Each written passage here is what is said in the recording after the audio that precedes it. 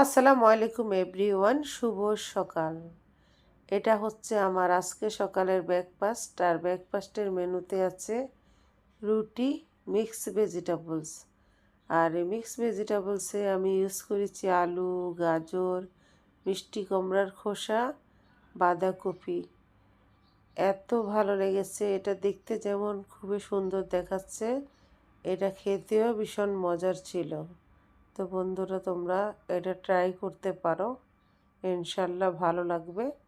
তবে এটাতে আমি হলুদ, ধনিয়া, জিরা আর কাঁচা মরিচটা ইউজ করেছি। পেঁয়াজের পরিমাণটা একটু বাড়িয়ে দিয়েছি।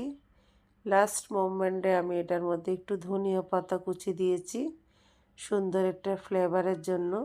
তেলের পরিমাণটা একটু বেশি দিয়েছি। আর এটাকে একটু ক্রিস্পি ক্রিস্পি করার চেষ্টা করেছি। দেখো না বন্ধুরা, আলু ভাজি ক্রিস্পি ক্রিস্পি করলে অনেক মজা হয়। সবাই ভালো থেকো, আল্লাহ হাফেজ।